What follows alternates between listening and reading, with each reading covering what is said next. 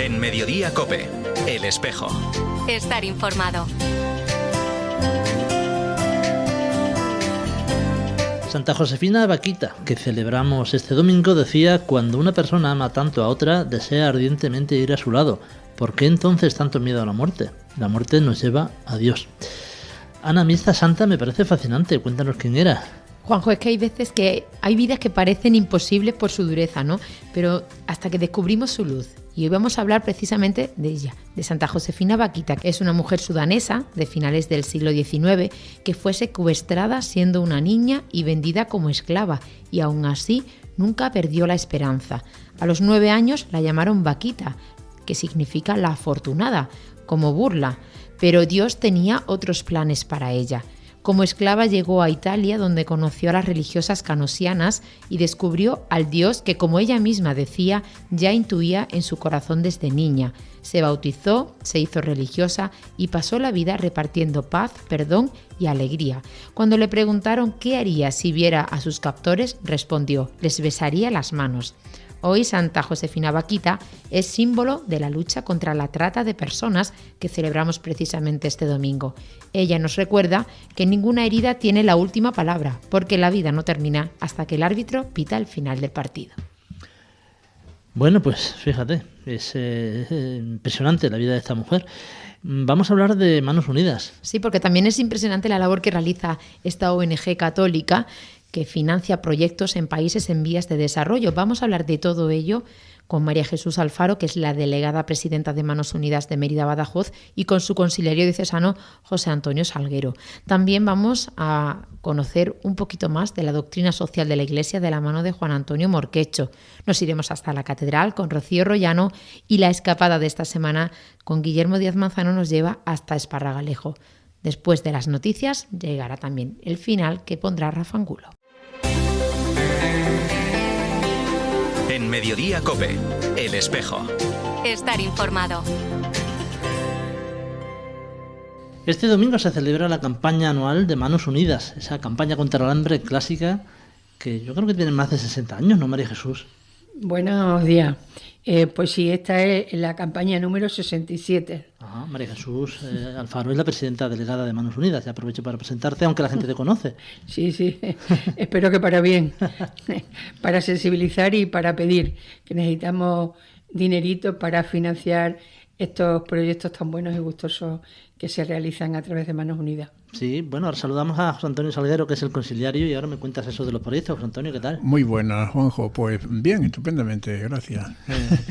Yo creo que este año Manos Unidas de la Archidiócesis tiene entre manos 2 proyectos. Sí, el primero es el acceso al agua como derecho humano con equidad en comunidades rurales de Loja, Ecuador, y mejora de la educación infantil en la Escuela de San Gabriel de Montbelén, en República Democrática del Congo, en África Central.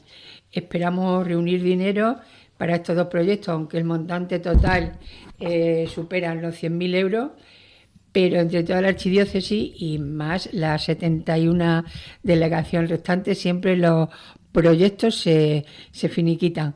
Nosotros, cuando nos mandan elegir, hemos elegido estos que nos han parecido realmente de cosas básicas. Siempre elegimos sanidad, educación y agua, porque sin agua ni hay cultivos, ni ecológicos, ni no ecológicos, ni alimentación, ni nada. Entonces siempre llevamos esa ruta de proyectos normalmente. Uh-huh.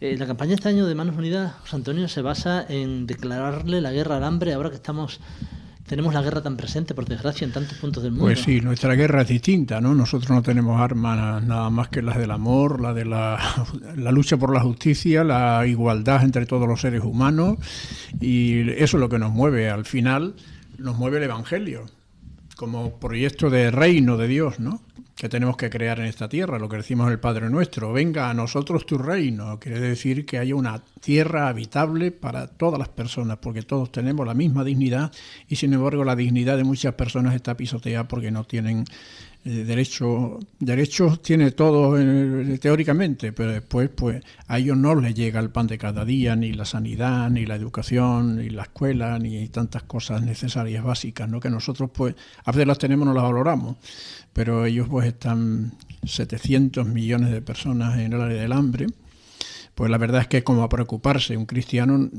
se le debe de quitar el sueño, por lo menos a mí me lo quita, el pensar que hay tanta gente que no sabe si va a comer o no va a comer, o nada más que come arroz y poco más, un poquito de harina de maíz. Entonces, pues no solamente es el hambre, sino también la desnutrición, sobre todo en los niños, ¿no? Nos preocupa todo eso. A mí me llama mucho la atención, José Antonio, de los datos que se han dado para esta campaña, que hay 1.100 millones de personas que viven en pobreza multidimensional, aguda. Más de la mitad son niños, como tú decías, y casi el 40% de ellas residen en países afectados por la guerra. Y además, hay otro dato también tremendo, que mientras que el gasto militar mundial alcanzó un récord el año pasado de 2,7 billones de dólares, la inversión en construcción de paz apenas supuso 47.200 millones, el 0,2% del gasto militar global. Pues este es el mundo que tenemos. El mundo que tenemos así de desigual, y ahora pues todavía las cosas agudizadas. Nosotros casi nos habíamos olvidado de los presupuestos de guerra, pues ahora estamos también casi en el 5% del PIB. O sea que esto es una preocupación enorme tal como está nuestro continente, bueno, nuestro mercado común y estas cosas que han sido sueños de tanta gente y ahora están como estamos. En fin, nosotros declaramos la guerra al hambre, hemos mirado para atrás al momento en que se fundó Manos Unidas en el año 1958 y aquellas mujeres que empezaron esta tarea de sacar dinero al pueblo español para invertirlo en las personas más pobres del mundo. Pues resulta que nosotros hemos mirado para atrás y decimos lo mismo que se dijo hace todos estos años, los 67 años, que declaramos la guerra al hambre. Este domingo lo que se recaude es para Manos Unidas, lo que se recaude en las colectas de todas las parroquias de la diócesis. Sí, en todas las parroquias y en todas las comarcales. Irán destinados, pues como ya hemos avanzado, a estos proyectos, y si lo superamos, ojalá lo superemos, pues van al Fondo Común de Manos Unidas, que después Manos Unidas distribuye equitativamente para otros proyectos que tienen otras diócesis en vigor. Bueno, son muchos los proyectos que se llevan a cabo básicamente en Asia y América, Hispanoamérica, ¿no? Sí, y África, y África también. Y África también, pero es verdad que en Asia últimamente estaba un poco dejado el continente asiático y se ha vuelto a retomar y a trabajar, y hay muchísimos proyectos. También porque yo no sé si, yo creo que sí, tú lo sabes porque eres muy documentado en todos los temas. Resulta que tenemos que tener socios locales en los sitios para que realmente hacer los seguimientos de los proyectos. Y hay veces que no se pueden hacer porque no hay un socio local fiable, llámese salesiano, jesuitas, etcétera, etcétera, ¿no? Pero normalmente en Asia últimamente han salido socios locales y por eso se está pudiendo hacer, o organizaciones, como en el caso que ha presentado hoy la chica de Paraguay, organizaciones fiables de las cuales Manos Unidas da fe y se fía para hacer en conjunto el proyecto en cuestión que se pida. José Antonio, básicamente antes ya lo dejaba caer María Jesús, pero Manos Unidas trabaja no ya geográficamente, sino en cuanto a contenidos, educación, sanidad y agricultura, ¿no? Que son tres patas muy importantes para el desarrollo. Y la promoción de la mujer, porque en el mundo pobre la mujer juega un papel importantísimo de cara precisamente a la alimentación, a la enseñanza y a la sanidad, ¿no? Entonces lo nuestro es algo multidimensional, no es algo de dar de comer al hambriento, porque el dar de comer al hambriento es una obra de misericordia, pero la damos y la hacemos, pero no dando el pan para hoy que sea hambre para mañana, sino lo que pretendemos es precisamente proyectos de desarrollo que se llaman, ¿no? Yo he sido testigo directo de proyectos de desarrollo en El Salvador y en Honduras. Y también, pues el año pasado pude estar en el Senegal, en África, y he visto 4 proyectos allí interesantísimos. Y bueno, pues los está haciendo famoso el cocinero Pepe Rodríguez, que es conocido por todo el mundo y ha ido para allá. Sí, el de Masterchef, Sí. sí, que ha ido para allá. Precisamente los proyectos que yo estuve en marzo, abril, pues él ha ido ahora antes de la Navidad con la presidenta de Manos Unidas, que es paisana nuestra. Y bueno, pues son proyectos que la verdad es que sale uno encantado de cómo se trabaja en estos países, ¿no? Y luego me he encontrado por casualidad con una escuela construida en el año 2007 que está boyante ahora mismo de maestros y de niños. O sea que los proyectos, lo bonito de todo esto no son proyectos de hoy y a lo mejor dentro de 2 años se han venido abajo por falta de financiación o tal, sino que son perdurables. Y desde el año 2007 al 2025, ahí están, que ha ido a más. Lo que Manos Unidas construyó en el 2007, hoy día tiene más de 500 alumnos y tienen profesores que son absolutamente viables, lo que habla de la seriedad con lo que trabaja Manos Unidas en el tercer mundo, ¿no? Uh-huh. Hombre, fíjate, tantos años manteniéndose y cada vez ampliando el número de proyectos es importantísimo. Sí, yo creo que quien viaja un poco por el mundo se topa con proyectos de Manos Unidas, sobre todo en África, en Iberoamérica y en la India. Uh-huh. Bueno, pues estamos terminando. Yo agradezco a tanto a José Antonio Salguero, que es conciliario de Manos Unidas, como a María Jesús Alfaro, que es la presidenta delegada de Manos Unidas en Mérida, Badajoz, por este tiempo que nos habéis dedicado. Gracias, y recuerde todo el mundo que el domingo, si podemos echarnos algunos euritos más, y puede ser billetes, mejor, para soltar en la colecta de la misa cuando vayamos. Sí, ahí nada se pierde, todo llega y allí todo se multiplica. Por último, decir que los datos del 2024 nos dicen que han sido aprobados 575 proyectos en 53 países. De todas Manos Unidas. De todas Manos Unidas global. Y se recaudaron 51.189.299 euros de recaudación. Uh-huh. Entonces fue una campaña positiva y gustosa. Esperemos que la de este año también sea así. Estamos hablando solo de España, ¿eh? Manos Unidas es una organización española. Española. No, aquí no tienen nada que ver los italianos y los franceses. Esos tienen su propia organización y también tienen sus países y sus proyectos. Pero estos son nuestros y este dinero es sacado, la mayoría del dinero, de lo que la gente aporta generosamente en las iglesias y en legados y testamentos y tal. Uh-huh. La gente es buena, eso no hay duda. Si no, las cosas no salían, si hubiera más gente mala que buena. Desde luego. Muchas gracias, los dos. Muchas gracias a ti, Juanja, por acogernos siempre también. Buenos días. En Mediodía COPE, El Espejo. Estar informado. Continuamos con el programa. Hoy tenemos, como viene siendo habitual cada 15 días, a Juan Antonio Morquecho, que nos habla de la doctrina social de la Iglesia. ¿De qué vamos a hablar hoy, Morque? Pues hoy vamos a hablar de cómo mirar a nuestro alrededor desde el Evangelio. Y para ello, pues es importante tener en cuenta que en la realidad, en lo que acontece, Dios se revela. Por eso, el anuncio de la buena noticia pasa por ese concepto que se llama inculturación, que es un modo de encarnarse, ¿no? De discernir el paso de Dios en la historia y mirándola desde los principios y valores de la doctrina social de la Iglesia, mirándola así para poder responder evangélicamente pues, a las diversas situaciones que se nos presentan y para abrirlas a Dios y así construir pues, el reino de Dios y su justicia. En Mediodía COPE, El Espejo. Estar informado. Continuamos con el programa y ahora entramos en el Museo de la Catedral, en el Templo Catedralicio de Badajoz, y lo hacemos como siempre acompañados de Rocío Rollano. Hola, Rocío. Hola, Ana. Hoy vamos a irnos hasta la sala 5 del museo porque ahí se pueden ver elementos que nos ayudan a entender la identidad de nuestra archidiócesis de Mérida-Badajoz, que somos muy jóvenes, por cierto, como archidiócesis. ¿Y por qué? ¿Qué vemos en esas salas? En esa sala, aparte de ver los objetos diferenciadores entre obispo y arzobispo, el visitante y sobre todo los alumnos, que sobre lo que orientamos este tipo de recorridos para que sepan diferenciar entre diócesis, archidiócesis, obispo y arzobispo. Nosotros fuimos diócesis de Badajoz Hasta el año 1994, es decir, hasta hace 2 días, como aquel que día. Hasta hace 2 días, pero sobre todo los niños se confunden mucho porque le dices, sí, la diócesis de Badajoz, pero ¿qué es eso? Se creen que la diócesis de Badajoz es la provincia de Badajoz, y no tiene nada que ver la división eclesiástica a nivel territorial con la división civil.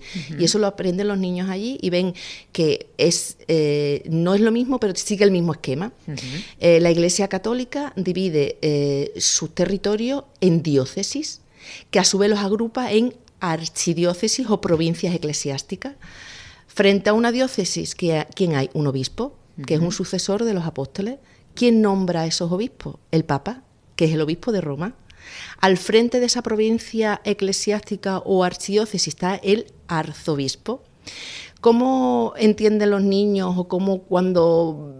Claro, lo ven muy intangible. Bueno, un obispo, un señor, un arzobispo, otro señor, pero yo voy a una misa y ¿cómo distingo? ¿Cómo sé quién es quién? ¿Quién es quién? Si yo voy a una misa y veo a todos allí y quién es un obispo, quién es un arzobispo, bueno, pues lo distinguen el obispo. Todos llevan su cruz pectoral, todos llevan su anillo, que están casados con su diócesis o su archidiócesis, tienen esa manera de ligarse a ellos, pero una manera de diferenciarlo cuando hay una Eucaristía es a través del palio.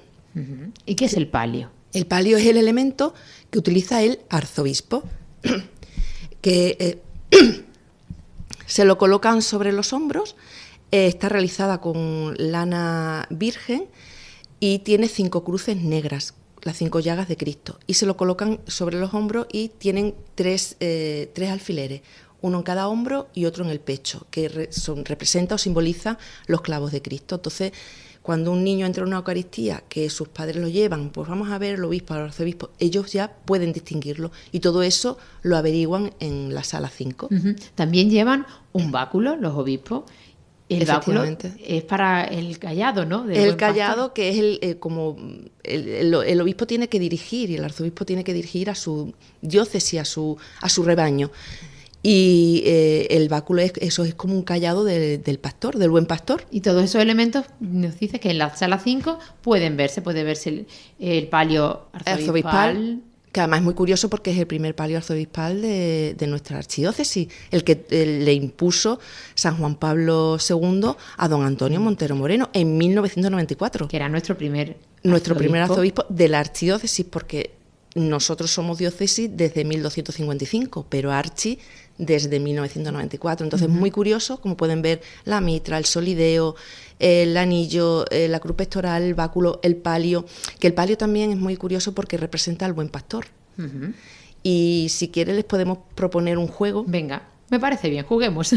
Un sábado, que se acerquen al templo y van a ver 2 símbolos que representan al buen pastor. Uno está en el templo y que lo busquen, y otro está en el museo, que ya hemos hablado de él. Que vayan a la catedral un sábado con los niños y que les propongan este juego. Pues nosotros invitamos a nuestros oyentes a que visiten la sala 5 porque son elementos muy tangibles que ahora mismo vemos muchas veces a nuestro arzobispo con esos elementos encima y entonces podemos verlos de cerca y bueno, aceptamos ese juego y ese reto que nos presenta Rocío de buscar las 2 figuras del buen pastor en nuestra catedral. Muchísimas gracias, Rocío. Gracias a ti, Ana. En Mediodía COPE, El Espejo. Estar informado. Quizá no puedas parar las guerras, pero sí puedes aliviar su peor efecto, el hambre.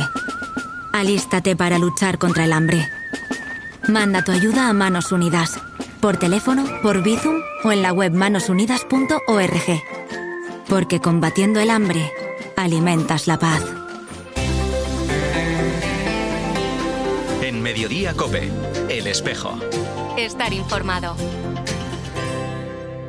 Nos vamos de escapada, Ana. Sí, como siempre, cogemos ya nuestra mochila viajera con Guillermo Díaz Manzano. Pues hoy nos va a llevar hasta Esparragalejo, concretamente hasta la ermita de Nuestra Señora de la Salud. Buenos días, amigos de la escapada.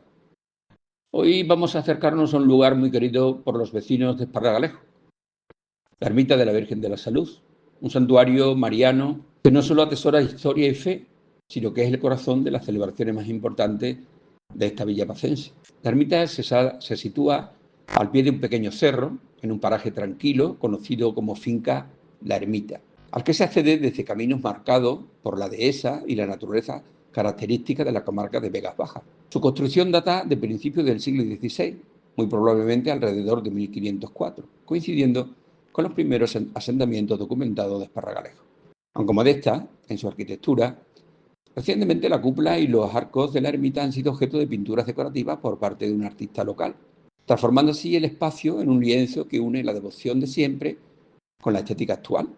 Es un ejemplo perfecto de cómo los pueblos cuidan su patrimonio, manteniendo las raíces, pero permitiendo que el arte contemporáneo florezca en sus muros. La ermita representa una prolongación de la fe popular en torno a la figura de Nuestra Señora de la Salud, que es considerada la patrona de Esparragalejos. En la iglesia parroquial de la Purísima Concepción se venera una talla de la imagen, anónima y atribuida al siglo XVIII, que representa a la Virgen con el Niño Jesús en brazos, en actitud gloriosa, y que forma parte del culto interno y colectivo del municipio. Las fiestas patronales en honor de la Virgen de la Salud constituyen la celebración religiosa y popular más destacada del calendario festivo de Esparragalejos. El día grande es el sábado siguiente al domingo de Resurrección. Desde la primera hora de la mañana suenan las dianas floreadas por las calles, se celebra la misa solemne y la imagen de la Virgen de la Salud es sacada en procesión por las calles del pueblo, acompañada por la música, los vivas, los ramos, la participación emocionada y la multitud de fieles. Otra cita enorme en la vida de Esparragalejos es la romería saludeña, que se celebra el primer domingo de mayo, en torno a la ermita de la Virgen de Salud, en su paraje habitual. Este día, centenares de personas caminan, montan merenderos donde la degustación de los embutidos de la matanza, los dulces caseros y los vinos pitarreros son tradicionales en esta romería y comparten plegarias y convivencia bajo las encinas, sobre todo una en especial que ofrece bellotas con la imagen de la Virgen. La romería no es solo un acto religioso, es un momento de encuentro entre generaciones, un día en que la devoción se expresa también a través de la alegría, la música y la tradición de pasar el día al aire libre en un sitio que une lo sagrado con la naturaleza. El paisaje alrededor de la ermita, con su flora mediterránea, encinas y sendas rurales, invita al recogimiento y a la conexión con la creación. Cuando la devoción se encuentra con la historia, surge un patrimonio espiritual que no se mide en piedra o adobe, sino en la fe que perdura años tras años en cada romería, en cada misa y en cada corazón que se acerca a ella con confianza. Ve y verás. Pues muchas gracias, Guillermo. Y nosotros también nos vamos acercando ya al final de nuestro tiempo. Pues la última palabra es para Rafa Angulo. La cerilla le dijo a la vela: hoy te encenderé. Oh no, dijo la vela, tú no te das cuenta de que si me enciendes, mis días estarán contados. No me hagas esa maldad. Entonces, ¿tú quieres permanecer así toda tu vida? Dura, fría, sin haber brillado nunca, preguntó el fósforo. Pero tienes que quemarme. Eso duele y además consume todas mis fuerzas, murmuró la vela. Pues tienes razón, dijo la cerilla, pero esa es tu misión. Tú y yo fuimos hechos para la luz y lo que yo como cerilla puedo hacer es poco. Mi llama es pequeña y mi tiempo corto. Pero si te paso mi llama, habré cumplido con el propósito de mi vida. Fui hecho para eso, para comenzar el fuego. Ahora tú eres vela y tu misión es brillar, lenta y eficazmente. Todo tu dolor y energía se transformará en luz y calor. Oyendo eso, la vela miró a la cerilla, que ya estaba casi al final de su llama, y le dijo: por favor, enciéndeme. Y así produjo una linda y brillante llama. Estos días hay poca luz. Amanece tarde, anochece pronto, llueve, hace frío. Al lado de casa un árbol ha sido arrancado de cuajo por el viento.